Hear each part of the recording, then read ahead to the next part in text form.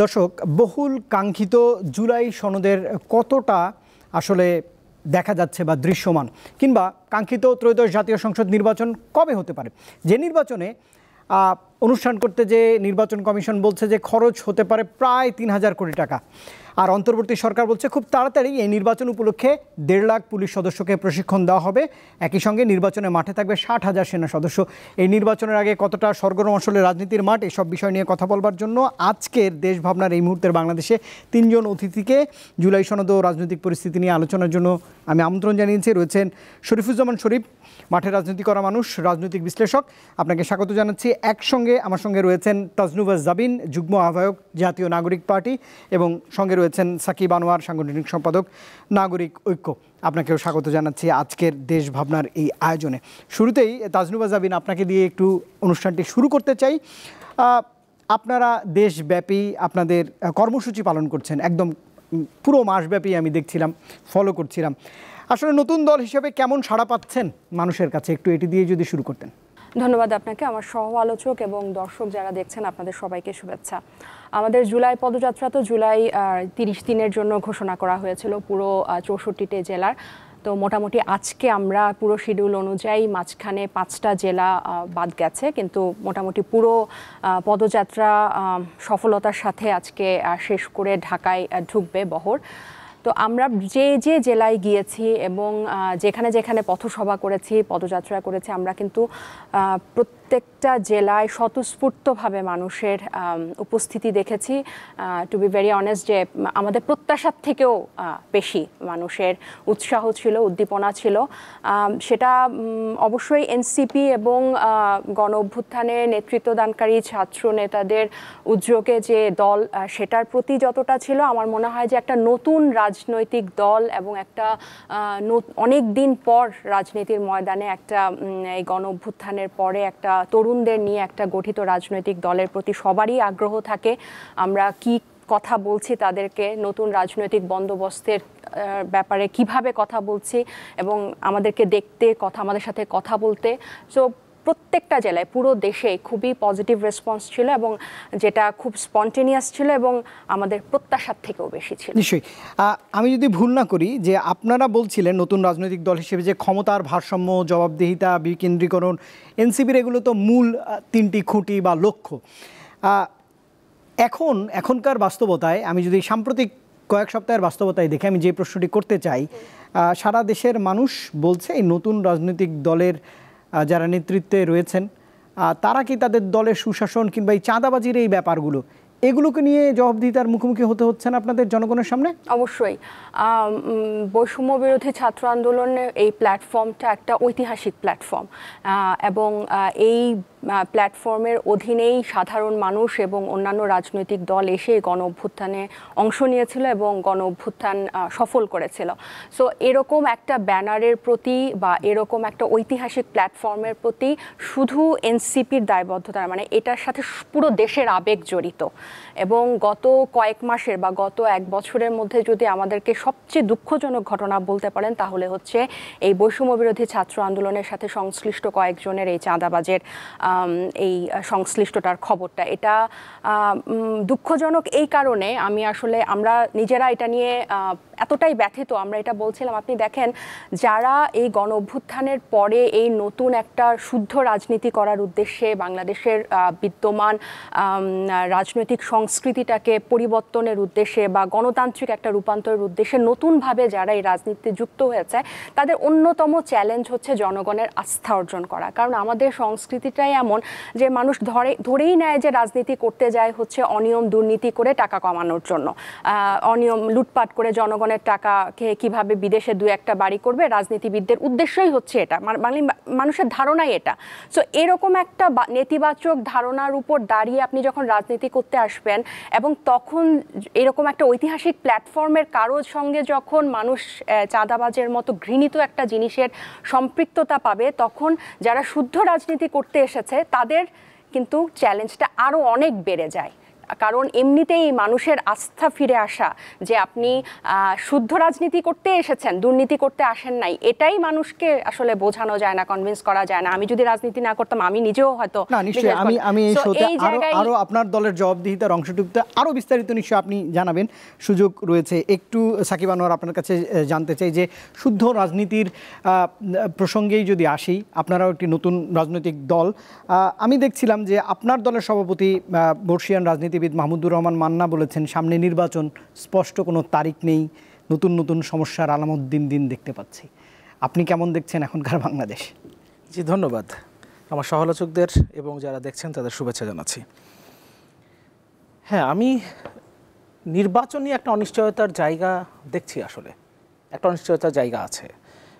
আমি ধরেন আপনাদের এখানে আজকের এই প্রোগ্রামে এসেছি ঐকমত্য কমিশন থেকে। তো কমিশনে যেটা হচ্ছে, আমরা মোটামুটিভাবে অনেকগুলো জায়গায় একমত এসেছি। এমন এমন জায়গাগুলো আছে যেগুলো আমরা আসলে প্রত্যাশাও করি নাই যে এই জায়গাগুলোতে একমত হওয়া যাবে, এমন অনেকগুলো জায়গায় আমরা একমত হয়েছি। কিন্তু কমিশন যত শেষের দিকে আমরা আসছি, নতুন নতুন কিছু জিনিস চাপিয়ে দেয়া বা নতুন নতুন বিষয়কে হাউজে উপস্থাপন করা, এবং সেই বিষয়গুলো যদি না হয় তাহলে জুলাই সনদে স্বাক্ষর করব না, এই ধরনের একটা বার্তা আবার হাউজের বাইরে থেকে দেয়া, এই বিষয়গুলো আমরা আবার লক্ষ্য করছি। আর এই অভ্যুত্থানের পর থেকেই আমরা দেখেছি দেশের ভেতরে এবং দেশের বাইরে থেকে দেশকে অস্থিতিশীল করে রাখা, দেশের মধ্যে বিশৃঙ্খলা তৈরি করার একটা চেষ্টা ছিল, মব তৈরি করার জন্য উস্কে দেয়া, বাইরে থেকে নানান ইনফ্লুয়েন্সার যারা ইনফ্লুয়েন্স করেন এমন কাউকে কাউকে আমরা দেখেছি। এবং দেশের ভেতরেও একটা পক্ষ আছে যারা নির্বাচনের দরকার নাই, নির্বাচনের মাধ্যমে গণতন্ত্র প্রতিষ্ঠা হয় না, এর মাধ্যমে মাফিয়াতন্ত্র প্রতিষ্ঠা হয়, এই ধরনের বক্তব্য, আসলে বক্তব্য বলা যাবে না, এই ধরনের বয়ান সামনে হাজির করছেন। ফলে এই বিষয়গুলো দেখে এক ধরনের সন্দেহের জায়গা তৈরি হয় যে আদৌ খুব সহজে আমরা নির্বাচনী প্রক্রিয়ার মধ্যে যেতে পারবো কিনা। গণতান্ত্রিক রূপান্তরের জন্য তো আপনার নির্বাচনে যেতে হবে আলটিমেটলি, কিন্তু আমরা আসলে খুব সহজে যেতে পারবো কিনা সেটা নিয়ে আসলে একটা সন্দেহের জায়গা আছে। জনাব মাহমুদুর রহমান মান্না হয়তো সেই কনসার্নের জায়গা থেকেই আসলে এই কথাটা বলেছেন। আর নতুন রাজনৈতিক বন্দোবস্তের কথা যেটা বললেন, এটা আসলে পলিটিক্যাল রেটরিক। এই বিষয়গুলো আমরা আসলে খুব সিরিয়াসলি নিয়ে, এনসিপি বলেন বা অন্য যে কোনো দল যদি কেউ বলে যে নতুন রাজনৈতিক বন্দোবস্ত, এই বিষয়গুলো আসলে তাদের উপর আমরা একটা প্রেশার ক্রিয়েট করি। এটা জাস্ট একটা পলিটিক্যাল রেটরিক, এর বাইরে আসলে আর কিছুই না। আমরা এক্সপেক্ট করেছিলাম যে নতুন কিছু হবে, কিন্তু 1 বছর প্রায় তো আমরা পার করে ফেললাম। এরপরে এসে যদিও এনসিপির জন্ম 1 বছর হয় নাই, কিন্তু তারপরে আমরা এই পুরো প্রক্রিয়ার মধ্যে, পুরো 1 বছরের মধ্যে তো আসলে এনসিপি ছিল। এই জার্নির মধ্যে আমরা আসলে যেটা দেখতে পেলাম তাতে আসলে নতুন বন্দোবস্তের কোনো কিছু নাই, বাস্তবতা হচ্ছে এটা। এনসিপি দলটাকে আসলে আমি নিজেও ওন করি। আমি যখনই এই বিষয় নিয়ে কথা বলার সুযোগ পাই আমি এই কথাটা বলে নেই যে এই দলটাকে আমি ওন করি, কারণ এই অভ্যুত্থানের পক্ষে তো ছিলাম, তার জন্য লড়াই তো করেছি, কি করেছি সেগুলো নতুন করে বলবার কিছু নেই। ফলে এই দলটাকে ওন করি। এই কারণেই আসলে তাদের যে ভুলগুলো সেগুলো চোখেও পড়ে, অন্য সবারগুলো যেগুলো চোখে পড়ে তাদেরটাও চোখে পড়ে, কিন্তু আসলে যখন রেটরিকের সাথে সেটা মিলে না তখন আসলে হতাশাটা তৈরি হয়। আপনি যে আলোচনাটা শুরু করলেন, তাসনুবা জাবিন যে বিষয়গুলো বললেন জুলাই পদযাত্রা নিয়ে, এই জুলাই পদযাত্রায় বেশ কিছু ঘটনা ঘটেছে যেগুলো আসলে প্রচণ্ড রকম আপত্তিজনক। নেত্রকোনা একটা ঘটনা ঘটেছিল, যদিও পরবর্তীতে সেই আগের পোস্টটা সরিয়ে নতুন করে আর একটা পোস্ট দেওয়া হয়েছিল। পুলিশ লাইন্স স্কুল 2 দিন বন্ধ থাকবে, এই ধরনের একটা ঘটনা। আজকেও টাঙ্গাইলে একটি ঘটনা ঘটেছে, হ্যাঁ, বিন্দুবাসিনী স্কুলে শিক্ষার্থীদেরকে নিয়ে আপনারা পদযাত্রায় অংশগ্রহণ করেছেন, সেখানে বাধ্য করা হয়েছে। এর প্রতিবাদে আবার সেখানে আবার একটা মানববন্ধন হয়েছে। তো এই ঘটনাগুলো যখন ঘটে, কিংবা যে আলোচনাটা আপনি করলেন যে এই যে চাঁদাবাজির যে বিষয়টা, 2,25 লাখ টাকার চেক পাওয়া গেছে তার বাড়িতে, 2,25 লাখ। এখন ওই দিনের এই ঘটনায় যদি তিনি গ্রেফতার না হতেন, তাহলে এই সমন্বয়ক যিনি বিভিন্ন সময় চাঁদাবাজির বিরুদ্ধে নানান বয়ান বলে এসছেন, ওই যে রেটরিক বলছিলাম, এটাকে কেন রেটরিক বলছি, কারণ ওই চাঁদাবাজের মুখেও আমরা কিন্তু এই বয়ানগুলো শুনেছি, নতুন বন্দোবস্তের জন্য আমরা এসেছি, চাঁদাবাজি আর চলবে না, নানান বক্তব্য আমরা শুনেছি। তিনি যখন গ্রেফতার হলেন, তারপরে আমরা দেখছি যে তার 20 লাখ টাকার এফডিআর, তার কাছে 2,25 লাখ টাকার চেক। তার মানে এরকম আপনি যারা অপ্রকাশ্য রয়ে গেছে এখন পর্যন্ত, তাদের কাছে হয়তো বা আপনি এই ধরনের অবস্থায় আসলে আপনি দেখতে পাবেন। কারণ আরেকটা সামনে এসছে, জুলাই 36 কনসার্টের জন্য সম্ভবত 76 লাখ টাকা চাওয়া হয়েছে, 70টা প্রতিষ্ঠানকে চিঠি দেওয়া হয়েছে। তিনি একজন সমন্বয়ক, ফলে এই সংখ্যাটা আসলে কত সেটা আমরা এখনো জানি না। এই সংখ্যাটা আসলে আমরা জানতেও চাই না সত্যিকার অর্থে, কারণ তাদের কাছ থেকে তো এটা আমরা কখনোই প্রত্যাশা করি নাই। আর তাদের বিরুদ্ধে ব্যবস্থা নেওয়ার যে বিষয়টা, সেখানে আমরা বরঞ্চ আরও বেশি ধাক্কা খেয়েছি। ধরেন একজন এনসিপির খুব বড় একজন নেতা কিছুদিন আগে সম্ভবত মোহাম্মদপুর বা ধানমন্ডি থানা একটা ঘটনা ঘটেছিল, কয়েকটা ছেলে এরকম চাঁদাবাজি বা অন্য কোনো কাজের জন্য তাদেরকে পুলিশ গ্রেফতার করেছিল, তাদেরকে ছাড়িয়ে আনার জন্য তিনি গিয়েছিলেন। পরবর্তীতে দলের পক্ষ থেকে তাকে সম্ভবত শোকজ করা হয়েছিল, আব্দুল হান্নান মাসুদ। জি, এখন তার বিরুদ্ধে আসলে আদৌ কোনো পরবর্তীতে ব্যবস্থা নেওয়া হয়েছে কিনা, বা যে কজ শো করতে বলা হয়েছিল তিনি কি শো করেছিলেন সেটা কিন্তু আমরা জানি না, কিন্তু তাকে কিন্তু আমরা দলে ঠিকই শো করতে দিই। নিশ্চয়ই সেই প্রশ্নগুলোর জবাব নিশ্চয়ই তাজনুবাদ দেবার চেষ্টা করবেন। এবার একটু শরীফুজ্জামান শরীফ আপনার কাছে আসছি।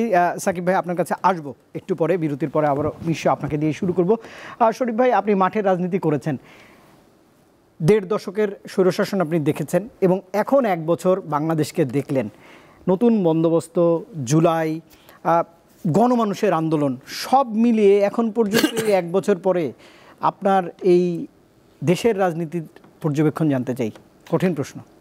আপনাকে ধন্যবাদ, দর্শক শ্রোতাদেরকে ধন্যবাদ, সাথে আলোচকদেরকে শুভেচ্ছা। আমরা একটা রক্তাক্ত জুলাই পেরিয়ে আর একটা জুলাই শেষ প্রান্তে। আমি 100 বার মনে করি যে গত বছরের যে জুলাইয়ে মানুষের যে আত্মদান সেটা যৌক্তিক ছিল, কারণ 1.5 দশকের একটা জগদ্দল পাথরকে ক্ষমতার থেকে নামানোর জন্য বাংলাদেশের অনিবার্য হয়ে পড়েছিল একটা লড়াই, যে লড়াইটার পরিসমাপ্তি হয়েছিল গত 5ই আগস্টের ভেতর থেকে। এবং এই পরিসমাপ্তির আগে বাংলাদেশের মানুষকে বিপুল আত্মত্যাগ করতে হয়েছে। আমার রাজনৈতিক অভিজ্ঞতায় এর আগেও একটা গণ অভ্যুত্থানের একেবারে প্রাথমিক স্তরের কর্মী থাকার অভিজ্ঞতা আমার আছে। বিশেষ করে এরশাদের সময় ডিসেম্বরের 90 সালের 6 ডিসেম্বর এরশাদের যে পতন হয়, তার আগে বিক্ষোভ দমনের জন্য যে কারফিউ, সেই কারফিউকে উপেক্ষা করে, দেখামাত্র গুলির নির্দেশ উপেক্ষা করে যে মিছিলগুলো হতো, সেই মিছিলগুলোতে আমরা আমাদের সর্বোচ্চ ত্যাগ স্বীকার করার প্রস্তুতি নিয়ে অংশগ্রহণ করতাম। আমাদের তখনকার যে প্রত্যাশা, 24-এর গণ অভ্যুত্থানের প্রত্যাশাটা ছিল আরও বেশি, এবং প্রেক্ষাপটটা ছিল আরও দুর্গম। কারণ প্রায় 1.5 দশক টানা একটা শাসনের কারণে সমাজ, রাজনীতি, অর্থনীতির পরতে পরতে যে অন্ধকারগুলো জমা হয়েছিল, সেই অন্ধকার দূর করার একটা দুঃসহ চ্যালেঞ্জ আমাদের ছিল। আপনি আমাকে ঠেলে দিয়েছেন আজকে 1 বছর পর সেই চ্যালেঞ্জ আমরা কতটুকু মোকাবেলা করতে পেরেছি। আমি আমার রাজনীতির ইতিহাসের সাথে আমি যদি মেলাই, তাহলে আমি দেখতে পাই যে একটি শক্তি তারা দেশ থেকে পালিয়েছে, কেউ কেউ আত্মগোপনে আছে, কিন্তু রাজনীতি, অর্থনীতিতে যে ধরনের কাঙ্ক্ষিত পরিবর্তনের প্রত্যাশা ছিল এবং সুযোগ ছিল, কোনোটাই আমাদের কাজে লাগাতে পারিনি। গত কয়েকদিন আগে প্রথম আলো একটা রিপোর্ট করেছে যে গত গণ অভ্যুত্থানে যারা শহীদ হয়েছেন তাদের শ্রেণীগত অবস্থানটা কী, এবং যদি আমরা খেয়াল করি তাহলে প্রায় 60% প্লাস দরিদ্র মানুষের সন্তানরা বা তাদের পরিবারের সদস্যরা এই পরিবর্তনের জন্য জীবন দিয়েছেন। এবং এই পরিবর্তনে যারা জীবন দিয়েছেন, আপনি অনেক সদস্যকে পাবেন যার মরদেহটা গ্রামের বাড়ি নিয়ে যাওয়ার জন্য তার পরিবারকে কারো কাছ থেকে টাকা ধার করতে হয়েছে, বা এই ধরনের অ্যারেঞ্জমেন্টের ভেতর থেকে। অর্থাৎ আমি বোঝাতে চাচ্ছি যে এদের অর্থনৈতিক অবস্থাটা এত দুর্বল ছিল। সেই মানুষগুলোর জীবনে কি কোনো পরিবর্তন এসেছে? আপনি যদি এখন হাসপাতালে যান, গিয়ে দেখবেন অসংখ্য মানুষ এখন পর্যন্ত প্রপার ট্রিটমেন্ট পাচ্ছে না। মানুষের একটা বিরাট অংশ তারা প্রপার চিকিৎসা না পাওয়ার কারণে বিষ পান করে আত্মহত্যা করার পর্যন্ত চেষ্টা করেছে।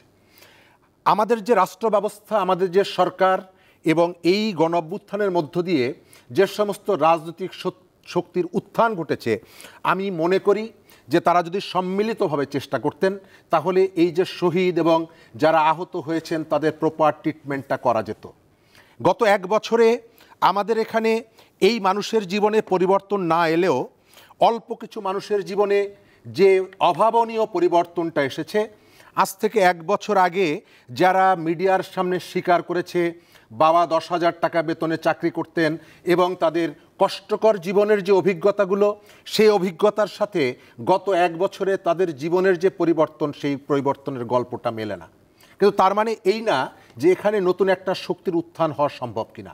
আমি সবসময় মনে করি আমাদের এখানে যে নতুন রাজনৈতিক দলটির উত্থান হয়েছে, এই ধরনের একটা দলের প্রয়োজন ছিল এই কারণে, এবং আমি সবসময় তাদের শুভকামনা জানাই। একেবারে কলেজ বিশ্ববিদ্যালয় থেকে একদল ব্রাইট স্টুডেন্ট যাদের ক্যারিয়ারের কথা না ভেবে দেশ এবং দেশের মানুষের কথা চিন্তা করে তারা রাজনীতিতে এসেছে। যখন তরুণরা রাজনীতি বিমুখ, তখন তাদের এই যে আগমনটা যতটা আমাদের সমাজের মধ্যে ইতিবাচক প্রভাব সৃষ্টি করার সম্ভাবনা ছিল, আমি দেখতে পাচ্ছি কতগুলো ভুল রাজনীতি এবং পেছন থেকে একটা অশুভ চক্র তাদেরকে বিপথে নিয়ে গেছে। Sorry to say. আমি 1987 সালের 10ই নভেম্বর ঢাকায় গণতন্ত্রের দাবিতে শহীদ নূর হোসেন আমিনুল হুদা টিটোরা জীবন দেওয়ার পরের বছর অর্থাৎ 1988 সালের 10ই নভেম্বরের অন্তত 1 মাস আগের থেকে গণতান্ত্রিক আন্দোলনের রাজনৈতিক দলগুলো নূর হোসেন দিবস পালনের প্রস্তুতি গ্রহণ করেছে। ঠিক এই বছর, গত বছর শহীদ আবু সাইদের যে আত্মাহুতি দিবস, আমি ভেবেছিলাম সেই আবু সাইদ যাদের ডাকে সাড়া দিয়ে রাস্তায় নেমেছিল, তার সেই যে লিডারশিপে যারা আছেন, তারা এবার সারা দেশে আবু সাইদের মৃত্যুবার্ষিকীটা পালন করার জন্য সর্বোচ্চ ইফোর্টটা এখানে দেবেন।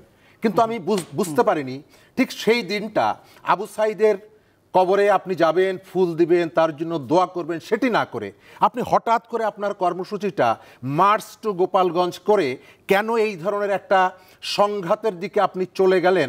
আপনি আবু সাইদকে কেন্দ্র করে সারা দেশের মানুষের মধ্যে যে ধরনের একটা উন্মাদনা, উদ্দীপনা সৃষ্টি করা দরকার ছিল, একজন সাথী সহযোদ্ধার আত্মাহুতি দিবসকে যেভাবে পালন করা উচিত ছিল, সেই কাজটি আপনি কেন করলেন? এবং আমার ধারণা এর ভেতর থেকে সম্ভবত আপনি জেনে হোক না জেনে হোক একটা সংঘাতের দিকে পা দিয়ে ফেললেন, এবং তার ধারাবাহিকতা আপনাকে এখন বহন করতে হচ্ছে।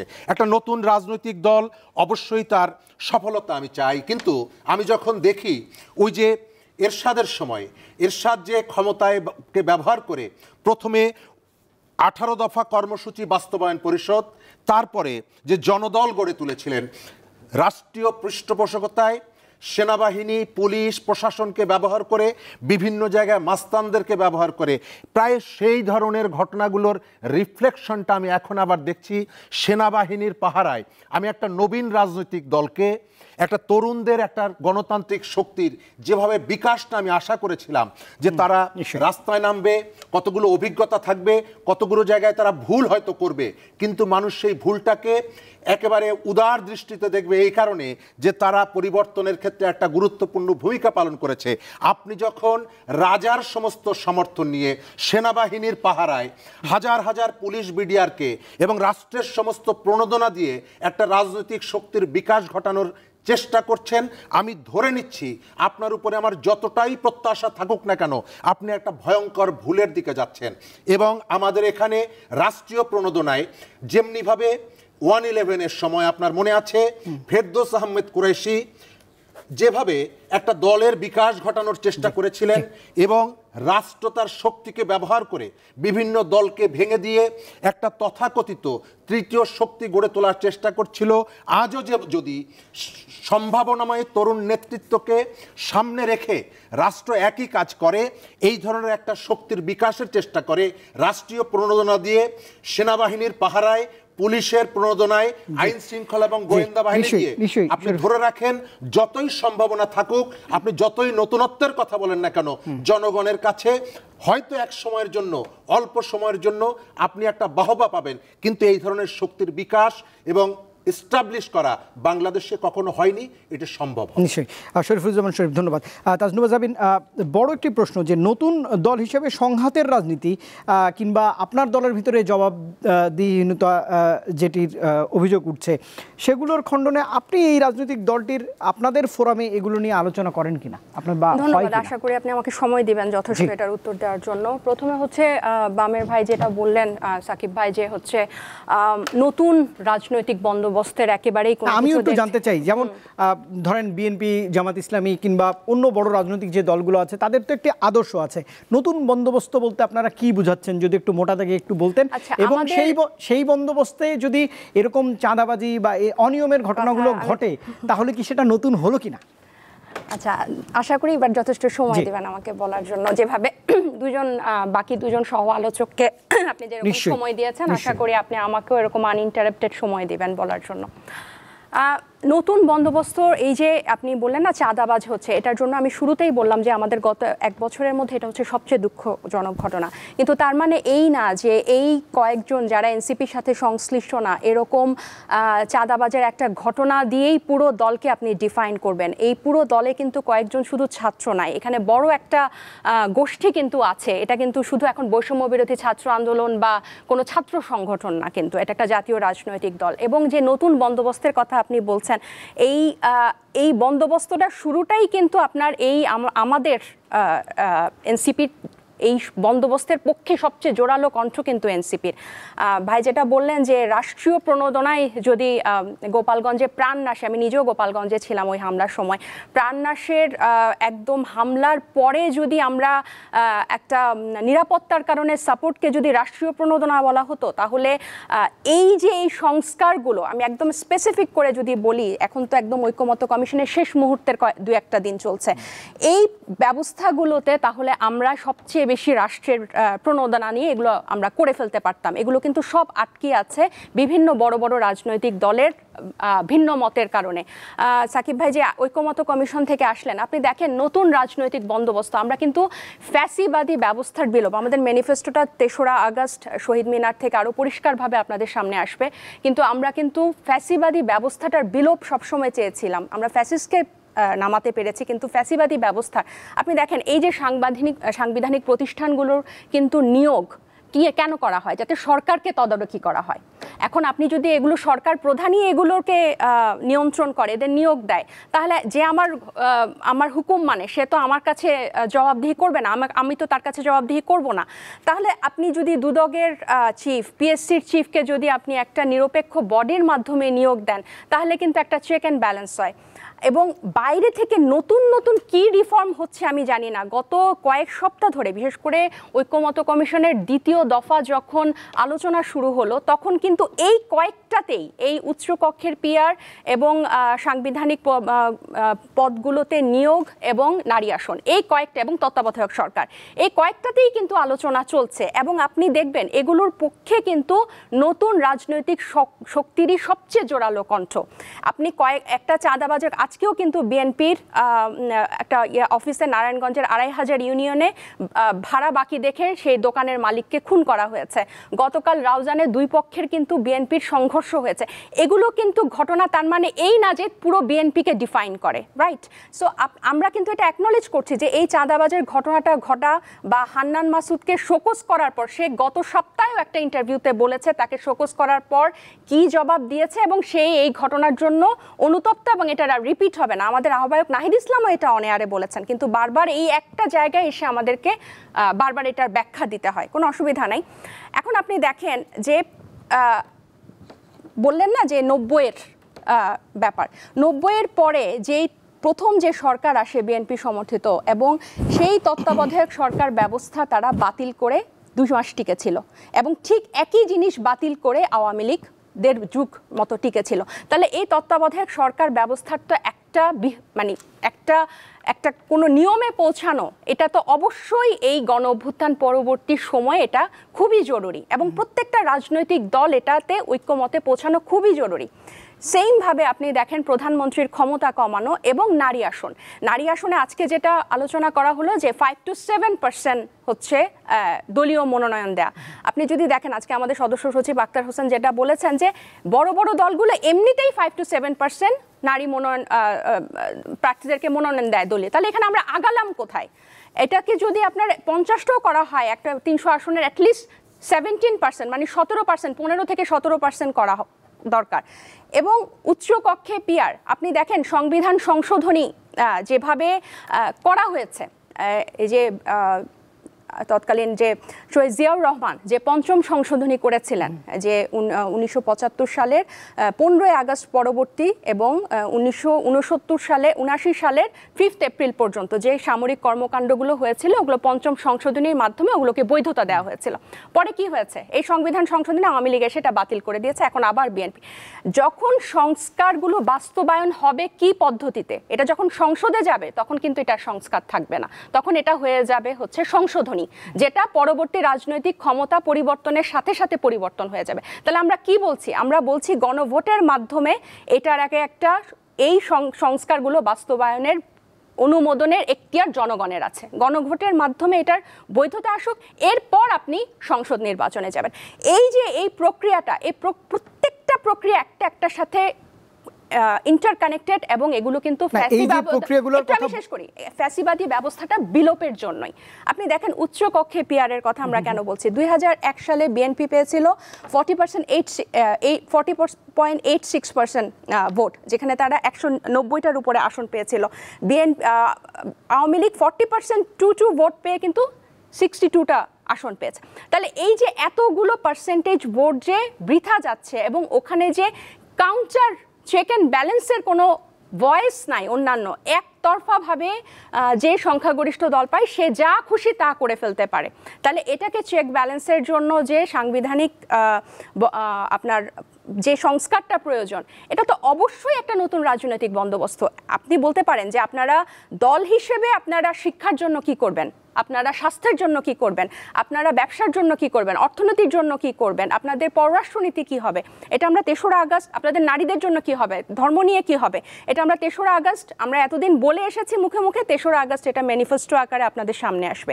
কিন্তু আপনি যখন এই নিয়মগুলো আপনি সেট না করবেন এবং সবচেয়ে ইম্পর্টেন্ট এগুলো বাস্তবায়ন কিভাবে হবে, এগুলোর বাস্তবায়ন এই যে এত বড় গণ অভ্যুত্থানের পরে এবং এতগুলো রাজনৈতিক দলের মতের পরে এটা যদি আপনি আবার আরেকটা নির্বাচিত সংসদের হাতে ছেড়ে দেন, তাহলে তো এটা রাজনৈতিক ক্ষমতা পরিবর্তনের মতো আবার এসে ওই 3 জোটের রূপরেখার মতো এটা আবার ব্যর্থ হবে। এবং আরেকটা বিষয় হচ্ছে জুলাই ঘোষণাপত্র, এটা কিন্তু আমি এতক্ষণ জুলাই সনদের কথা বললাম, জুলাই ঘোষণাপত্র কিন্তু এই টেবিলে বসা 4 জনের কথাই বলবে, এখানে কিন্তু শুধু এনসিপির কথা বলবে না, এটাকে একটা আইনি ভিত্তি দিতে হবে।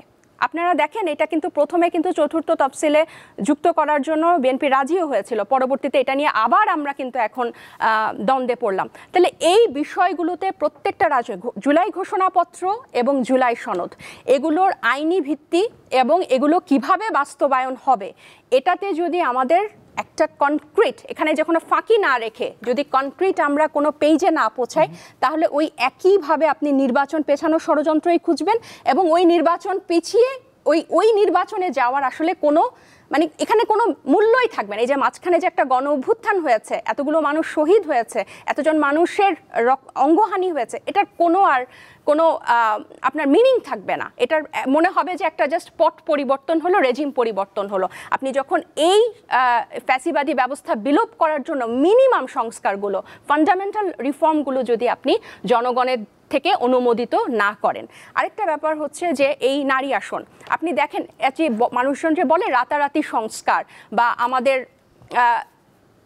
সংস্কার চলমান, ভাই বলছিলেন যে দীর্ঘদিন ধরে আলোচনা চলছে মানে একটু মকারি হয়ে গেছে যে আপনারা আলোচনা করছেন কোনো কিছুতে আসলে পৌঁছাচ্ছেন না। কিন্তু ব্যাপারটা কীরকম হয় দেখেন আপনি, কেন হচ্ছে?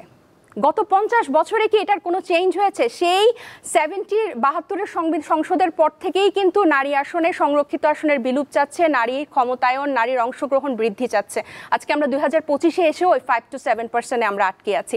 যে সাংবিধানিক প্রতিষ্ঠানগুলো নির্বাহী ক্ষমতার অধীনে না, এখন সে কিভাবে তাহলে রাষ্ট্র ক্ষমতার ভারসাম্য নষ্ট হবে? এটা তো প্রধানমন্ত্রীর অধীনেই না। প্রধানমন্ত্রীর ক্ষমতাকে চেক অ্যান্ড ব্যালেন্স করার জন্যই সাংবিধানিক প্রতিষ্ঠানগুলো।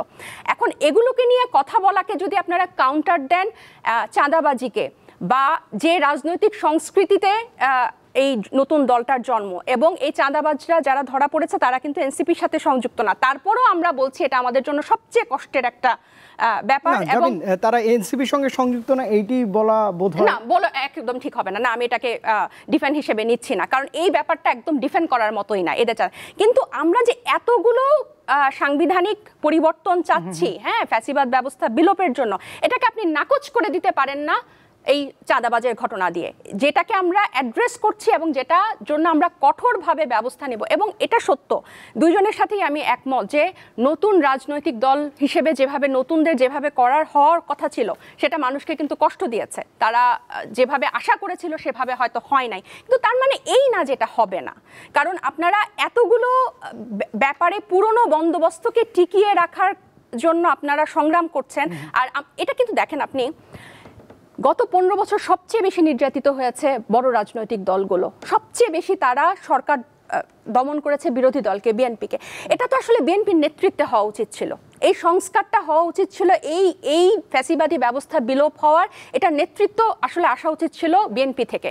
আমরা নতুন রাজনৈতিক দল, আমরা তাদের অনুসরণ করতাম। ইনফ্যাক্ট এমনও হতে পারতো যে আমাদের দল করার দরকারই হতো না, কিন্তু দুঃখজনকভাবে নতুন এসে আমাদেরকে একটা দুইটা ঘটনার জন্য, হান্নান মাসুদের ঘটনার জন্য, গাড়ির শোডাউনের ঘটনার জন্য, টাঙ্গাইলের শিক্ষার্থীদের ঘটনার জন্য আমাদেরকে এটার জন্য কাউন্টার এটাকে দিয়ে দিচ্ছে যে তোমরা নতুন রাজনৈতিক কিছু দেখাতে পারছো না, সো তোমরা এই সংস্কারগুলো মানার পক্ষে রাখো না। এটা কিন্তু খুব ভুল। টাঙ্গাইলে কিন্তু আমিও প্রেজেন্ট ছিলাম, এবং ওখানে যে কয়েকটা স্কুল, নিরালা মোড়ে যখন আমরা গেছি, বেশ কয়েকটা ছেলে মেয়ে দাঁড়িয়েছিল, এবং ছেলে মেয়েগুলো দেখার সাথে সাথে আমরা বলছি এগুলা কি স্কুল থেকে এসেছে কিনা, কারণ এটা নিয়ে কথা উঠবে আমরা জানি। এবং দু একজনের সাথে আমরা কথা বলে জানি যে এটা ওরা মর্নিং শিফটেড স্টুডেন্ট, এবং আজকেও কিন্তু এটা নিয়ে লেখালেখি হয়েছে। আরেকটা ইম্পর্টেন্ট বিষয় আপনাকে বলি, আমাদের দলে কিন্তু এই যে নাহিদ ইসলাম আছে, হাসনাত আছে, জারা আছে, এদের কিন্তু একটা স্কুলের, বিশেষ করে জারার ফ্যান স্কুলের মেয়েরা প্রচণ্ড বেশি, এবং বৃষ্টিতে ভিজে তারা এদের জন্য দাঁড়িয়ে থাকে, তাদের সাথে ছবি তুলবে, তাদের থেকে অটোগ্রাফ নিবে, তাদের মানে ব্যক্তি নাহিদ, ব্যক্তি হাসনাত, ব্যক্তি জারার ওখানে স্কুলের মধ্যে ফ্যান বেজ আছে, স্কুল স্টুডেন্টদের মধ্যে। আসে না যে স্কুল ফাঁকি দিয়ে বা বৃষ্টিতে ভিজে যে আমার প্রিয় ব্যক্তিকে আমি দেখব, ওই ইমোশনটা ছিল ওখানে বেশি। ওটা শুধু রাজনৈতিক, ওই যেরকম চিরাচরিত রাজনৈতিক সমাবেশে যে জোর করে স্কুলের বাচ্চাদেরকে দাঁড়িয়ে থাকার, এটার মোট একেবারেই ছিল না, কারণ আমি ওখানে নিজে প্রেজেন্ট ছিলাম। এরকম কয়েকটা ঘটনা দিয়ে আপনি বলেছেন, লাস্ট লাইন, এরকম কয়েকটা ঘটনাকে যখন আমরা অ্যাড্রেস করব, আমরা স্বীকার করব, তার মানে এই না যে আমরা যে নতুন রাজনৈতিক বন্দোবস্তের কথা বলছি সেটা মিথ্যা হয়ে যাবে। আমরা যে পুরনো এস্টাবলিশমেন্টকে হটিয়ে নতুন এস্টাবলিশমেন্টের কথা বলছি সেটা মিথ্যা হয়ে যাবে। নিশ্চয়ই। সাকিব আনোয়ার, দীর্ঘ সময় জাবিনকে শোনার সুযোগ হলো। এই যে জুলাই সনদ কিংবা ঘোষণাপত্র, আপনি বলছিলেন যে যেই ঐক্যমত্য কমিশনের বৈঠকে ছিলেন, জাবিনের কথা শুনে কি মনে হচ্ছে যে আরও অনেক সময় দরকার এই ঐক্যমত্য কমিশনের? আমি আসলে খুব মনোযোগ দিয়ে তাসনিমা জাবিনের কথা শুনছিলাম, এবং ভাবছিলাম, শেষের দিকে এসে ভাবনায় ঢুকে গেছিলাম যে মানে উনি যেভাবে বলছেন, এটা যদি বাস্তবতা হতো তাহলে কতই না ভালো হতো। তাহলে আসলে আজকে এভাবে বসে কথা বলার দরকার পড়তো না। তাসনিমা জাবিনের বক্তব্যে একটা বিষয় এসছে যে এই যে কিছু ঘটনা মানে ঘটছে, এগুলো দিয়ে আমরা কি চাচ্ছি সেটাকে আড়াল করা যাবে না। এক্স্যাক্টলি কি হচ্ছে সেটা দিয়ে তো আর কি চাচ্ছি সেটা আড়াল করা যায় না, কিন্তু ওটাই আমি শুরুতে বলছিলাম, কি চাচ্ছি, কি বলছি, কোনটা আমার বয়ান, ওটাই হচ্ছে পলিটিক্যাল রেটরিক। কিন্তু আমি আসলে সত্যিকার অর্থে কী করছি ওটা দিয়ে আসলে আমাকে জনগণ জাজ করবে। পলিটিক্যাল পার্টিকে তো আলটিমেটলি জনগণ জাজ করবে, তাই না? তো জনগণ জাজ করবে আমি আসলে কি করছি, আমি কি চাচ্ছি সেটা দিয়ে না। তবে চাওয়ার ক্ষেত্রেও কিছু বিষয় আমি একটু তাসনিমা জাবিনকে বলবো, যেমন নারী আসনের বিষয়ে, মানে সরাসরি ভোটের ব্যাপারে যে আলোচনাটা হচ্ছে, ইনফ্যাক্ট সেই আলোচনাটা আজকেও চলছে। এখানে এনসিপি খুব যে স্ট্রং ওপিনিয়ন দিয়েছে বিষয়টা তেমন না। আমি যদি একটু তাসনিমা জাবিনকে অনুরোধ করি যে এটার রেকর্ডগুলো আছে, একদম লাইভ তো দেখানো হয়, পাশাপাশি এটা রেকর্ডগুলো থাকে, আপনি যদি একটু দেখেন যে মানে এনসিপির পক্ষ থেকে এই ব্যাপারে খুব স্ট্রং কোনো ওপিনিয়ন, খুব স্ট্রং কোনো ভয়েস নাই। কেন নাই সেটা আমরা বুঝতে পারি, কারণ তাদের খুব মানে পলিটিক্যালি আমরা কাছাকাছি থাকি, তো এটা কোনো অপরাধ না, এটা খুব স্বাভাবিকভাবেই পলিটিক্যালি আমরা বিভিন্ন কারণে, আদর্শিক কারণে, রাজনৈতিক নানান কারণে, নানান কৌশলের কারণে আমরা বিভিন্ন রাজনৈতিক দলের সাথে কাছাকাছি থাকি।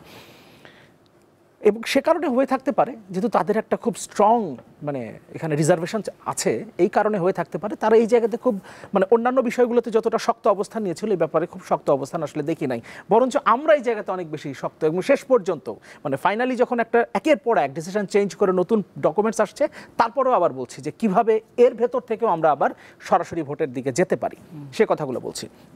ফলে এই জায়গাতে এনসিপি যে খুব স্ট্রং ওপিনিয়ন তারা নিয়েছে বিষয়টা এমন না।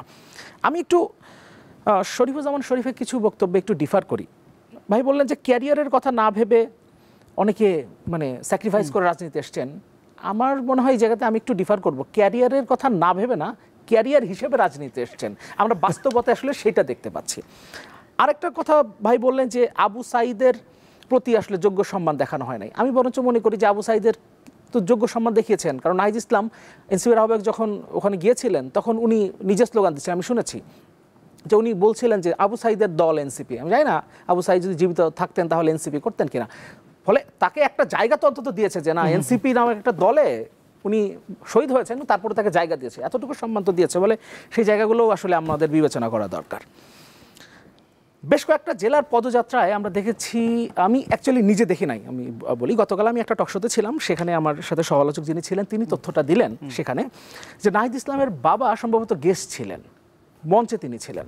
ফলে ওই যে পরিবারতন্ত্র থেকে বের হয়ে আসার যে বিষয়টা, সেখান থেকেও আসলে আমরা বের হয়ে আসতে পারিনি। ওই যে নতুন বন্দোবস্ত, নয়া বন্দোবস্ত, ফলে নয়া বন্দোবস্তের কোন জায়গাতে আমরা আসলে ঢুকছি সেটা জানি না। নাহিদ ইসলাম একটা বক্তব্যের কথা বলবো, তিনি এই যে সাম্প্রতিক সময় যে নানান অভিযোগগুলো আসছে, আসিফ মাহমুদের বাবাকে নিয়ে একটা অভিযোগ এসছে, কতটুকু সত্য মিথ্যা সে যায় না, অভিযোগ এসছে। তারপরে মানে যাকে গ্রেফতার করা হলো ওই যে গুলশানের ঘটনায় কিংবা এই ধরনের যে ঘটনাগুলো ঘটছে, তিনি বললেন যে এনসিপিকে বিতর্কিত করবার জন্য যারা সত্যিকার অর্থে চাঁদাবাজ যে দলগুলো, তাদের চাঁদাবাজি বা তাদেরকে এই বিষয়গুলোকে আড়াল করবার জন্য এনসিপির বিরুদ্ধে ষড়যন্ত্র হচ্ছে। ষড়যন্ত্র তাহলে কে করছেন? উমামা ফাতিমা, যিনি এই বৈষম্য বিরোধী ছাত্র আন্দোলনের মুখপাত্র ছিলেন কয়েকদিন আগ পর্যন্ত, তিনি বলেছেন নতুন করে একটা রক্ষী বাহিনীর জন্ম হচ্ছে। এর থেকে বড় স্টেটমেন্ট আর কি হইতে পারে? নতুন করে একটা রক্ষী বাহিনীর জন্ম হচ্ছে যারা সবগুলো জায়গা দখল করবে, এটা উমামা ফাতিমার স্টেটমেন্ট। আবার আপনি যদি বলেন বৈষম্য বিরোধী ছাত্র আন্দোলনের সাথে, যদিও সেটা তাসমিমা জামিন বলেন নাই, আমি ধন্যবাদ দেই, মানে আমি সিরিয়াসলি আমি মন থেকে ধন্যবাদ দিচ্ছি, কারণ আমি এর আগে অনেকের সাথে এ ধরনের কথা বলার সুযোগ হয়েছে। তো এই ধরনের ঘটনাগুলো যখন ঘটেছে তখন কিভাবে আসলে তাকে মানে নিজে থেকে সরিয়ে দেওয়া যায় এই চেষ্টাটা ছিল, তাসমিমা জামিন সেটা করেন নাই, এই জন্য ধন্যবাদ দিচ্ছি। রিফাত রশিদ, যিনি এখন বৈষম্য ছাত্র আন্দোলনের দায়িত্বে আছেন, তিনি তো এনসিপি থেকে এসছেন, মানে ডেপুটেশনে এসছেন বলা যেতে পারে। তার আগে উমা ফাতিমা ছিলেন। তার বক্তব্য এমন যে নতুন রক্ষী বাহিনীর জন্ম হয়েছে এবং এদের শিকড় অনেক গভীরে।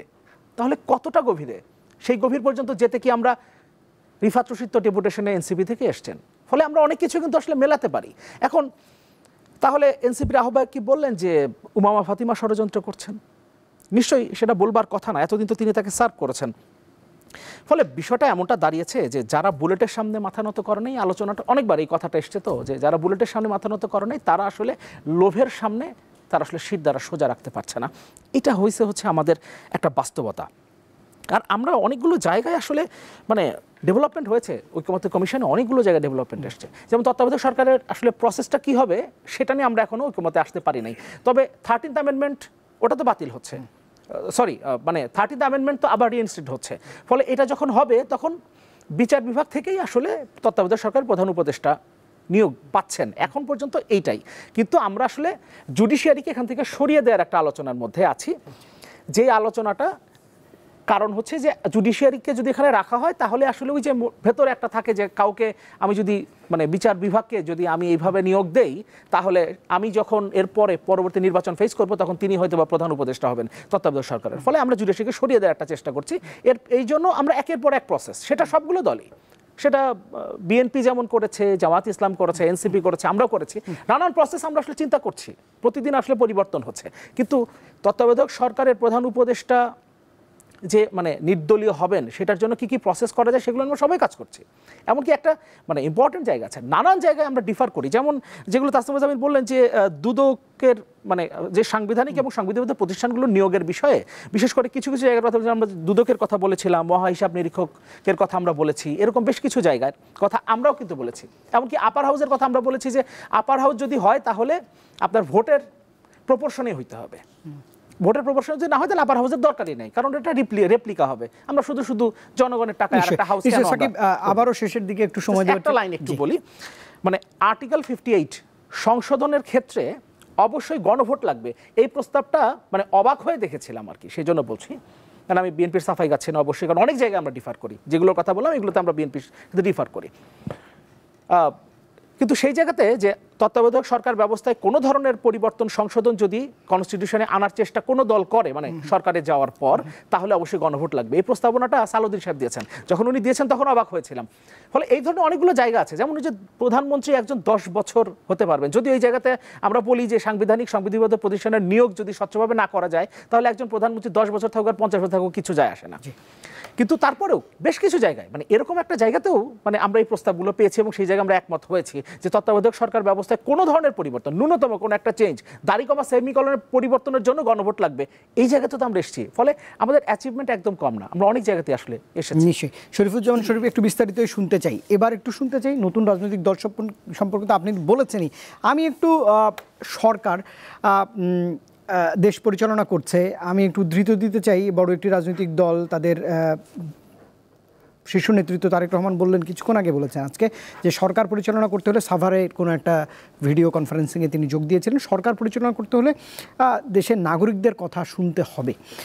কাকে ইঙ্গিত করেছেন নিশ্চয়ই আপনি বুঝতেই পারছেন। এই যে 11 মাসের অন্তর্বর্তীকালীন সরকার, এই সরকারের সামনে চ্যালেঞ্জ কি দেখছেন আপনি এখন? ধন্যবাদ। সরাসরি প্রশ্নের উত্তরে চলে যাই। আমি এই সরকারকে অতীতের সরকারের পদাঙ্ক অনুসরণ করে রাষ্ট্র পরিচালনার চেষ্টা দেখছি। 1.5 দশকে একটা পরিণত স্বৈরাচার, ফ্যাসিবাদ যাই বলেন না কেন, তার পথ ধরে 1 বছরের এক শিশু ফ্যাসিবাদকে আমি আস্তে আস্তে বড় হতে দেখছি। আজ থেকে 1 বছর আগে, অর্থাৎ গত জুলাইয়ে, শেখ হাসিনা, তার র্যাব, তার সেনাবাহিনী, তার পুলিশ বসুন্ধরাকে ব্লক রেড দিয়ে, নরসিংদীতে, সাভারে, বিভিন্ন জায়গায় ব্লক রেড দিয়ে যেভাবে মানুষকে গ্রেপ্তার করেছে, নিখোঁজ করেছে, হত্যা করেছে, ঠিক 1 বছর পরে আমি দেখতে পাচ্ছি গোপালগঞ্জ শহরে ব্লক রেড দিয়ে আওয়ামী লীগের লোকজন ধরার নামে আপনি পাইকারি মানুষকে গ্রেপ্তার করছেন। প্রায় 16,000 মানুষকে আপনি আসামি করেছেন, অর্থাৎ ওই জেলাটা এখন মনে হচ্ছে একটা বদ্ধভূমি। আমরা একটা সরকারের কাছ থেকে এটা আশা করিনি। 5 জন মানুষকে আপনি যেভাবে হত্যা করেছেন, একজন পুলিশকে, একজন তরুণকে আপনি ধরে নিয়ে গেলেন, সুস্থ একজন তরুণ, তার কিছুক্ষণ পর দেখা গেল গুলিবিদ্ধ হয়ে তার লাশ নিয়ে যাওয়া হচ্ছে। আমার 24 সালের আওয়ামী লীগের সময় আসাদুজ্জামান খান কামালের আইন শৃঙ্খলা বাহিনী যা করেছে, আমি গোপালগঞ্জে সেই ঘটনাটাই দেখছি। এই সরকার আইন শৃঙ্খলা পরিস্থিতি স্বাভাবিক করা বলতে কেবলমাত্র আওয়ামী লীগের দায়ী এবং নির্দোষ নেতাকর্মীদেরকে জেলে ঢুকানোকেই তারা একমাত্র বলতে চাইছে, এটাই হচ্ছে আইনের শাসন। কিন্তু এই সময়কালে আপনি দেখতে পাচ্ছেন সরকার অনেকগুলো জায়গায়, এই যে গুলশানে চাঁদাবাজি করতে গিয়ে যারা গ্রেপ্তার হলো, তাদের একজনকে অল্পবয়স্ক কিশোর এই কথা বলে আপনি মামলার থেকে খালাস দিলেন। আবার কোথায় যেন দেখলাম 12 জন কিশোর জয় বাংলা বলে একটা টিকটক করেছে, তার মধ্যে কয়েকজনের বয়স কম থাকার পরেও খাতা কলমে বয়স বাড়িয়ে দিয়ে আপনি তাদেরকে জেলে পাঠিয়ে দিলেন।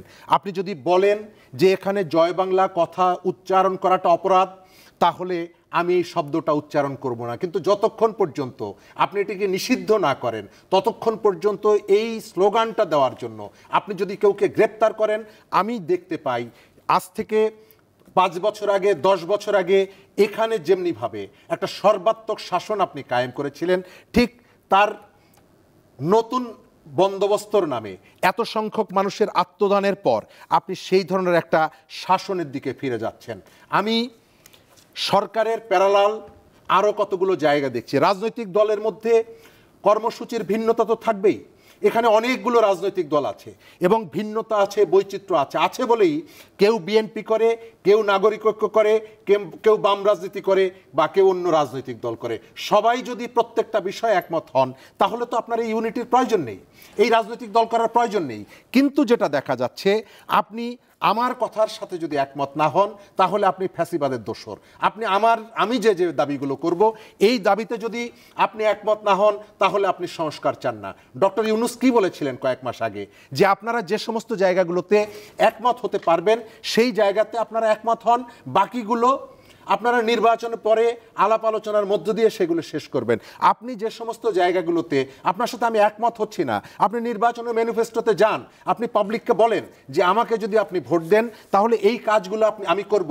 আপনি সেই কাজটি না করে নির্বাচনকে বিলম্বিত করার জন্য, রাজনৈতিক পরিস্থিতিকে ঘোলাটে করার জন্য আপনি কেন সমস্ত ঘটনার দায়ভার বিএনপির উপরে, অন্য দলের উপরে, আর এক দলের উপরে আপনি চাপিয়ে দিতে চাচ্ছেন? আপনার যে কর্মসূচিগুলো আছে আপনি পাবলিকের কাছে যাবেন, পাবলিকের কাছে গিয়ে বলবেন এই কাজগুলো আমি বিএনপির বাধার কারণে করতে পারিনি, আমাকে যদি ভোট দেন আমি ক্ষমতায় গিয়ে এই কাজগুলো করব।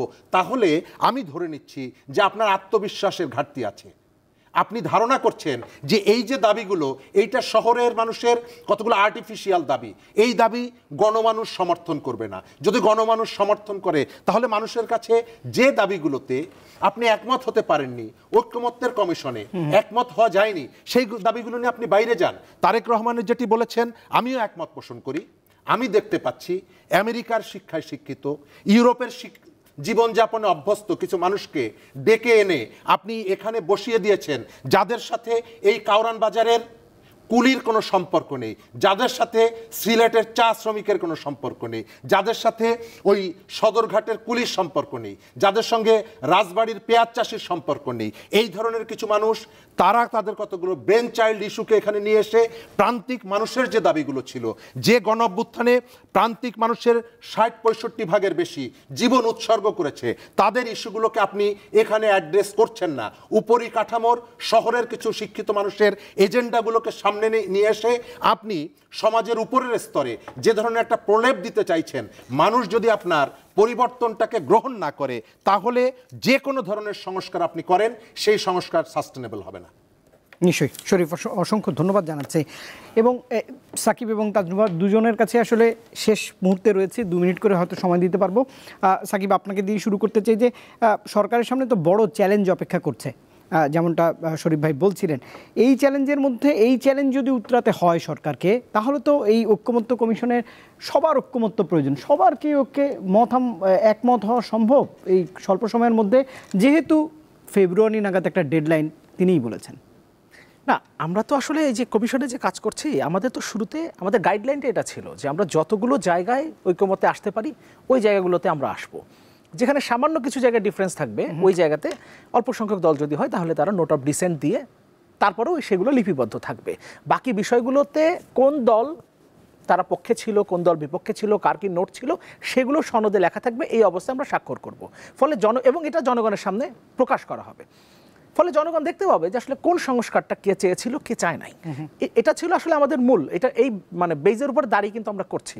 ফলে এখানে আমি এটা হলে স্বাক্ষর করব, এটা হলে করব না, এই আলোচনাটা আসার কোনো কারণ নাই, কারণ আমরা এই প্রসেসের মধ্য দিয়েই আছি। এবং যারা এই কথাগুলো বলছেন আনফর্চুনেটলি তারা কিন্তু সেখানে পার্টিসিপেটও করছেন। এবং শুরু থেকেই যখন থেকে এই গাইডলাইনটা তৈরি করা হয়েছে, তো এই গাইডলাইনটা তো প্রধান উপদেষ্টা বলেছেন শুরুতেই। ফলে এখানে আসলে খুব বেশি ডিফারেন্স থাকার কথা না। এবং আমরা প্রত্যাশাও করি যে শেষ পর্যন্ত গিয়ে আমরা এগুলোকে আসলে পলিটিক্যাল বক্তব্য বলে মনে করছি, চাপ দেওয়ার একটা বিষয় বলে মনে করছি। এবং চাপ আপনি সবসময় ডিফারেন্স থাকলেই দেন না, অনেক সময় কারোর সাথে আপনি যদি কোনো একটা নেগোসিয়েশন করতে চান তার জন্য অনেক সময় চাপ দেন, ফলে সেটাও হতে পারে। ফলে আমরা মনে করি যে এই জায়গাতে খুব বেশি সমস্যা হবে না। তবে হ্যাঁ, নির্বাচন পিছিয়ে দেওয়ার জন্য একটা চেষ্টা আছে। আমি বলছি না এনসিপি সেটা করছে, তবে এনসিপির একজন নেতার একটা বক্তব্য আমার চোখে পড়েছিল। আব্দুল হান্নান মাসুদ গোপালগঞ্জের ঘটনার পরে বলছিলেন যে একটা জেলায় যে সরকার নিরাপত্তা দিতে পারে না, সে 64 জেলায় কিভাবে নির্বাচন করবে। তার আমি একটু কনফিউজড হয়ে গেলাম, আমি বোঝার চেষ্টা করলাম যে তার কি উনি কি চাচ্ছেন যে সরকার একটা জেলায় নিরাপত্তা দিতে না পারে সেই সরকারি ক্ষমতায় থাকুক এবং 64 জেলায় অনিরাপদ থাকুক? এটা তো হইতে পারে না। বরঞ্চ তার বলার কথা ছিল উল্টা, যে সরকার একটা জেলায় নিরাপত্তা দিতে পারে না একটা রাজনৈতিক দলকে, সেই সরকার অনতিবিলম্বে নির্বাচনের মধ্য দিয়ে জনগণের প্রতিনিধির হাতে ক্ষমতা হস্তান্তর করুক। এই কারণে মাঝে মাঝে কনফিউজড হয়ে যায় যে আসলে এজেন্ডাটা কি, আসলেও সংস্কার, আসলেও যে কথাগুলো বলা হচ্ছে সেটা, নাকি সামহাও নিজেদের পলিটিক্যাল এজেন্ডা বা যদি কোনো পরিকল্পনা থাকে সেটা বাস্তবায়ন করা। সাকিব আনোয়ার, অসংখ্য ধন্যবাদ। জাবিন। আচ্ছা, হান্নান মাসুদি খালেদ মহিউদ্দিনের শোতে এই প্রশ্নের মুখোমুখি বলেছিল যে আমি সবচেয়ে বেশি উদ্গ্রীব, কখন সংসদে যাব, কখন নির্বাচন হবে, আমি হাতিয়াকেও ভাবে গুছাচ্ছি। সো নির্বাচন পেছানোর কোনো ষড়যন্ত্র এগুলোর মধ্যে নাই, এটা নিয়ে আমি না যাই। দুইটা বিষয়ে আমি খুব জোরালো আপত্তি জানাচ্ছি। একটা হচ্ছে নারী আসনে এনসিপির কোনো জোরালো অবস্থান নাই, এটা খুবই আপত্তিকর একটা মন্তব্য, এই কারণে যে একদম কঠিনভাবে এই একটা পয়েন্টে, যে 2-3টা পয়েন্টে এনসিপি খুব শক্ত অবস্থানে, তার মধ্যে এই নারী আসনের পক্ষে। এবং এই নারী আসনে যে ঘূর্ণায়মান পদ্ধতি এবং 3টা আসন মিলে একটা আসনের কথা তারা ঐকমত্য কমিশন প্রথমে প্রস্তাব দিয়েছিল, ওটার সাথে সবাই একমতে আসছিল না। কিন্তু দলীয় মনোনয়নে যে 15 to 70% করা বা 10 to 15% করার পক্ষে কিন্তু সবচেয়ে বেশি জোরালো অবস্থানে হচ্ছে এনসিপি। যদিও আমি ঐকমত্য কমিশনে ভাইয়ের মতো যাই না, কিন্তু আমি রেগুলার ফলো করি, যেহেতু মিডিয়াতে কথা বলতে হয়। আরেকটা হচ্ছে যে জামাতের ডক্টর তাহির সাহেব সম্ভবত বলেছিলেন এটাকে অপশনাল রাখতে, যে অনেক ইসলামিক দল হয়তো এটাতে প্রার্থিতা দিতে আনকমফোর্টেবল ফিল হবে, কিন্তু সেখানেও কিন্তু আমাদের যথেষ্ট জোরালো বিরোধিতা ছিল যে এটাকে যদি অপশনাল রাখেন তাহলে অন্যান্য দলও কিন্তু এটা করবে। আমরা যে কোনো মূল্যে একটা নারীর ক্ষমতায়নটাকে নিশ্চিত করার জন্য, নারীর অংশগ্রহণ নিশ্চিত করার জন্য দলে এবং পার্লামেন্টে সব জায়গায় কিন্তু এই নারীর আসনের পক্ষে জোরালো অবস্থান নিচ্ছে। আরেকটা হচ্ছে কেরিয়ারের কথা, ভাই কিন্তু আমাকেও ইনক্লুড করে ফেললেন। আমি একজন চিকিৎসক, আমাদের মতো অনেকে যারা পেশাজীবী ব্যাকগ্রাউন্ড থেকে এসেছে, একটা নতুন বাংলাদেশ বিনির্মাণের স্বপ্নে, রাজনৈতিক আকাঙ্ক্ষা বা গণ অভ্যুত্থানের আকাঙ্ক্ষা পরে তাদের সবাইকে প্রশ্নবিদ্ধ করলেন। এটা ভীষণ ভীষণ রকমের আপত্তিকর যে আমাকে উনি চাঁদাবাজের কাতারে ফেলে দিলেন। আরেকটা হচ্ছে যে এগুলো নির্বাচনী ইশতেহারে কেন দিবেন না, এটি মনে হয় আপনার দলের নেতৃত্বের কিছু উদাহরণের কারণে বলেছেন। না, এটা কিন্তু ঢালাও হলো যে কেরিয়ার গড়ার জন্য এখানে এসেছে। আমি তো ওই কেরিয়ার গড়ার জন্য এখানে আসি নাই, আমি আমার কেরিয়ার ছেড়ে এখানে এসেছি। 13 বছরের কর্মজীবন, শুধু আমার না, আমাদের মতো অনেক পেশাজীবী এখানে আছে। আরেকটা হচ্ছে যে এগুলো নির্বাচনী কেরিয়ার বানিয়ে ফেলেছেন, এটা শুনেন, এটা তো প্রত্যেক দলেই আছে, কারণ আমাদের এই রাজনীতিতে মানুষ ঢোকে। আমি শুরুতেই বলেছি এমনটা হবার কথা ছিল না।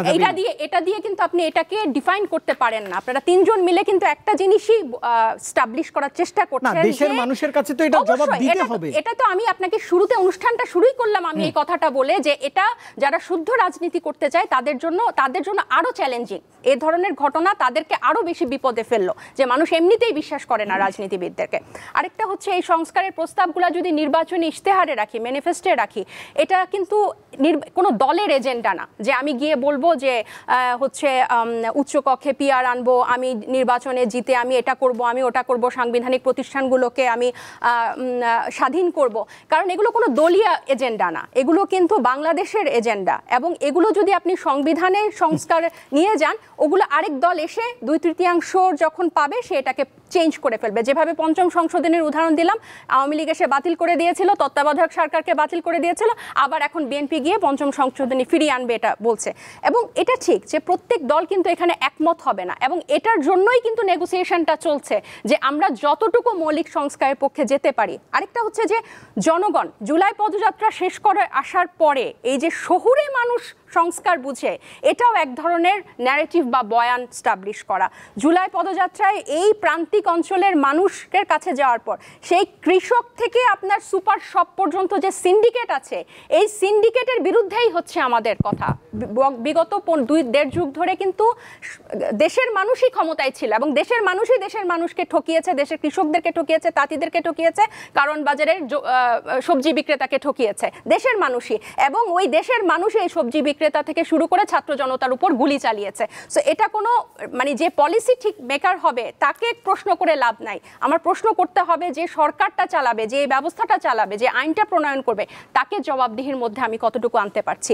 এবং এই উচ্চকক্ষের পিআর, এটা খুব এমন না যে পিআরে আপনাকে আলাদা বাটন টিপতে হবে বা অন্য কোনোভাবে আপনাকে ভোট দিতে হবে। প্রচলিত নিয়মেই আপনি ভোট দিবেন, সেটার আনুপাতিক হারে। আমরা কিন্তু উচ্চকক্ষের কথা বলছি, যাতে কথায় কথায় এই সংবিধান সংশোধন করা না যায়, এবং এই যে এতগুলো আন্তর্জাতিক চুক্তি হয়, জাতীয় দেশের নিরাপত্তার স্বার্থে যে বিভিন্ন চুক্তি হয়, এগুলো যাতে জনগণের কাছে পরিষ্কার থাকে, এবং এগুলো কখনো নির্বাচনী ইশতেহার না। আমার এনসিপির নির্বাচনী ইশতেহার হবে আমি এসে শিক্ষার জন্য আমি কি করব, আমি এসে স্বাস্থ্যের জন্য কি করব, আমি কিভাবে কারণ বাজার সবজি থেকে শুরু করে মন্ত্রীকে আমি সরাবো, আমি কিভাবে পুঁজিবাজারকে পলিসি মেকার থেকে বাঁচাবো, কিভাবে পুঁজিবাজারকে আমি ক্যাপিটাল মার্কেটকে সবার জন্য মুক্ত করব, এটা হবে আমার নির্বাচনী ইশতেহার। কিন্তু আমরা যে সংস্কারগুলো নিয়ে কথা বলছি, এগুলো কিন্তু প্রত্যেকটা রাজনৈতিক দলের জন্য এবং এটা কিন্তু বাংলাদেশের জন্য। জি, তাজনুবা জাবিন, অসংখ্য ধন্যবাদ এই আয়োজনে সময় দিয়েছেন। 1 মিনিট সময় পাচ্ছেন শরীফুজ্জামান শরীফ ভাই। 1 মিনিটের মধ্যেই আমি শেষ করব। প্রথমত, বিএনপি বাংলাদেশের সবথেকে বড় রাজনৈতিক দল, তো অস্বীকার করতে পারবেন না। আচ্ছা, বিএনপি পিআরের বিপক্ষে যদি অবস্থান নেয়, তাহলে বড় রাজনৈতিক দল মানে বিপুল সংখ্যক মানুষের রিপ্রেজেন্ট করে তারা, তাহলে আমি কিভাবে বলবো যে বিপুল সংখ্যক মানুষ বা মেজরিটি মানুষ পিআরের পক্ষে আছে? আমি আমার জায়গা থেকে যে দাবিটা তুলব, এটা একেবারেই পাবলিকের দাবি, আর এটিকে যারা ডিফার করছে তারা পাবলিকের বিপক্ষে। এই যে ভাষ্যটা তৈরি করা, এটা এক ধরনের ছোট আঙ্গিকের এক ধরনের ফ্যাসিবাদী আচরণ। আমার কথাটাই আপনাকে শুনতে হবে, আপনার কোনো কথা আমি শুনবো না। দ্বিতীয় জায়গাটা হচ্ছে চুক্তি পরিষ্কার। আমরা এই জিনিসগুলো জানতে চাই। বাংলাদেশের সাথে সাম্প্রতিক সময়ে আমেরিকার বেশ কতগুলো গোপন চুক্তি হয়েছে। আমরা জানি যে আমাদের পলিটিক্সে, বিশেষ করে সরকারের উপরে এনসিপির একটা বিরাট প্রভাব আছে। আমাদের প্রধান উপদেষ্টা অভিমান করে পদত্যাগ করতে চান, এটি আমরা কেউই জানি না, এনসিপির মাঝ থেকে জানি। সুতরাং এনসিপি আমাদের এই উদ্বেগটা যদি সরকারের কাছে, প্রধান উপদেষ্টার কাছে পৌঁছে দেন যে আপনি গোপনে যে সমস্ত চুক্তিগুলো করছেন এগুলো জনগণের কাছে পরিষ্কার করুন, তাহলে এই দেশ এবং দেশের মানুষ উপকৃত হবে। নিশ্চয়ই। শরীফুজ্জামান শরীফ, অসংখ্য ধন্যবাদ। সাকিব আনোয়ার, 30 সেকেন্ড। 10 সেকেন্ড, ওকে। একটা হচ্ছে যে মানে ওই যে ক্যারিয়ারের কথা, যেটা মানে বিষয়টা হচ্ছে কি, একটা দল তো হচ্ছে ব্যক্তির সমষ্টি, ব্যক্তির বাইরে তো আর কিছু না। ফলে আপনাকে দায় নিতে হবে। যখন অন্য কেউ এই জায়গাগুলোতে জড়িয়ে পড়বে, তখন আসলে আলটিমেটলি ওই বিষয়টা আপনার ঘাড়ের উপর এসে পড়বে। এই একটা বিষয়। আর একটা কথা একটু বলি, শেষ পর্যন্ত যতটুকু পর্যন্ত মানে আমি ছিলাম, তাতে 5% যেটা আগামী নির্বাচনে নারী মনোনয়নের ব্যাপারে, সেখানে জামাত ইসলামের পক্ষ থেকে নোট অফ ডিসেন্ট দেওয়া হবে। সেই কথা তারা বলেছেন যে আগামী নির্বাচনে যে 5%, সেখানেও তারা নোট অফ ডিসেন্ট দেবেন। এবং পরবর্তীতে এটা যে গ্র্যাজুয়ালি বাড়িয়ে 10%, 15% এভাবে যে 33% পর্যন্ত যাওয়ার যে বিষয়, এখানেও তারা নোট অফ ডিসেন্ট দেবেন বলে সর্বশেষ অবস্থায় জানাচ্ছে যখন আমি বের হয়ে এসেছি। নিশ্চয়ই। সাকিব আনোয়ার, অসংখ্য ধন্যবাদ। তাজনুবা জাবিন, সময় দিয়েছেন, ধন্যবাদ। একই সঙ্গে শরীফুজ্জামান শরীফ, অসংখ্য ধন্যবাদ, সময় দিয়েছেন। দেশ ভাবনায় শুদ্ধ রাজনীতির মাধ্যমে আসলে লাল সবুজের বাংলাদেশ এগিয়ে যাবে আগামী দিনে, এমন প্রত্যাশা নিয়ে শেষ করছি আজকের এই মুহূর্তের বাংলাদেশের দেশ ভাবনা। শুভরাত্রি।